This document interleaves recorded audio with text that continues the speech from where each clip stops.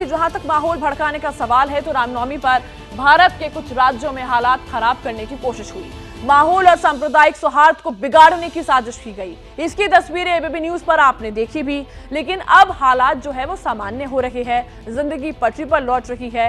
इस मामले में पुलिस ने 35 से ज्यादा लोगों को गिरफ्तार किया है, जबकि 2 मामले दर्ज किए गए हैं। मामलों की जांच सीआईडी कर रही है। हालांकि हावड़ा में हिंसा को लेकर अब भी सियासत जो है वो अभी भी गर्म है। बंगाल के हावड़ा में इस वक्त तो हालात कंट्रोल में हैं, शांति है, पुलिस अलर्ट है, मगर लोगों में दहशत अभी बाकी है। और इसकी वजह भी है क्योंकि जैसे जैसे बंगाल हिंसा के नए सीसीटीवी वीडियो सामने आ रहे हैं, लोगों में खौफ का मीटर और बढ़ रहा है। 31 मार्च को हावड़ा में हिंसा का दूसरा दिन था। ये तस्वीरें दोपहर के वक्त की हैं। हंगामा और हिंसा का दौर जारी था, लेकिन नोट करने वाली बात यह है कि जिस वक्त बवाल हुआ वहां पुलिस वाले मौजूद थे और उनके हाथ में शील्ड भी थी, लेकिन इसके बावजूद हंगामा होता रहा। पुलिस वाले आगे की तरफ बढ़ गए और उपद्रवियों ने पूरे इलाके में तोड़फोड़ करना शुरू कर दिया। वो एक सोसाइटी के गेट की तरफ बढ़े और पूरी ताकत से गेट तोड़ने लगे। थोड़ी देर के बाद गेट खुल गया और फिर ये दंगाई कांच की बोतल फेंकने लगे, पथराव करने लगे। अब सवाल है कि आखिर ये बवाल हुआ क्यों था, तो इसे लेकर दोनों पक्षों का अलग अलग दावा है। कोई कहता है कि रामनवमी के जुलूस पर पथराव किया गया, जबकि किसी का दावा है कि राम के नाम पर भड़काऊ नारेबाजी हो रही थी और इसी के बाद एक्शन और रिएक्शन शुरू हो गया। हालांकि अब 30 मार्च की कुछ और सीसीटीवी तस्वीरें सामने आ रही हैं। इसमें एक वीडियो में पुलिस वाले मौके पर दिखाई पड़ते हैं।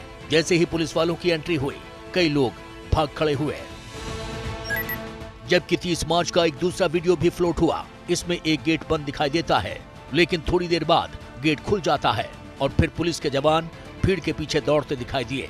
सामने जो मिला उसे लाठी डंडे से पीट दिया। हालांकि अब हावड़ा के शिवपुर इलाके में शांति है। राज्य सरकार ने हिंसा की जांच सीआईडी को सौंप दी है और सीआईडी की टीम एक्शन में जुटी नजर आई। जहां जहां हिंसा हुई, पथराव हुआ, उन सभी जगहों की वीडियोग्राफी की गई। देखिए, सीआईडी की टीम यहां पर पहुंची हुई है हावड़ा के शिवपुर में, और चूंकि सीआईडी को जांच सौंप दी गई है तो हम आपको दिखाते हैं कि किस तरह से वे मौके पर पहुंचे हुए हैं। और देखिए, एक एक जगह की तफ्तीश की जा रही है।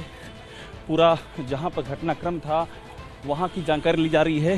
जांच सीआईडी ने शुरू कर दी है। हावड़ा में जिस तरह हिंसा हुई और फिर इसे लेकर ममता बनर्जी के जो बयान सामने आए, उसने हिंसा के बीच सियासत को भी हवा दे दी।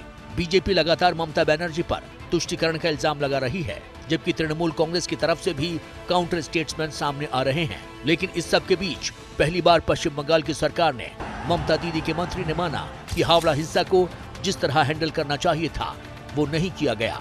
पुलिस की गलती तो है। पुलिस का कुछ गलती तो है ही, पुलिस कंट्रोल नहीं कर पाया। पुलिस को कंट्रोल करना चाहिए था, लोगों को पास रहना चाहिए था। हालांकि जिस वक्त ये बयान सामने आया, उससे पहले शिवपुर इलाके में पुलिस सड़कों पर निकलती हुई दिखाई दी। बाकायदा धारा 144 वाला अनाउंसमेंट किया गया। अनाउंसमेंट चल रहा है यहाँ पर कि लोग इकट्ठा ना हो। यस सर, 144 लागू, 144 लागू पूरे शिवपुर में अनाउंसमेंट कर रहे हैं आप घूम कर, पूरे से पूरे लगातार कर रहे हैं। लगातार कर। ये देखिए, ये शिवपुर थाने के ठीक सामने की तस्वीर है। राजेंद्र जी यहाँ से दिखाइएगा, शिवपुर का थाना है और उसके ठीक सामने ये अनाउंसमेंट हो रहा है। और ये अनाउंसमेंट अलग अलग हिस्सों में हो रहा है कि लोग यहाँ पर भीड़ ना लगाएं। और ये उनको देखिए, यहाँ पर लगातार ये इंफॉर्मेशन दी जा रही है। पुलिस का कहना है कि हिंसा को लेकर 35 से ज्यादा लोग अरेस्ट हो चुके हैं। वीडियो फुटेज के आधार पर आगे की कार्रवाई की जा रही है।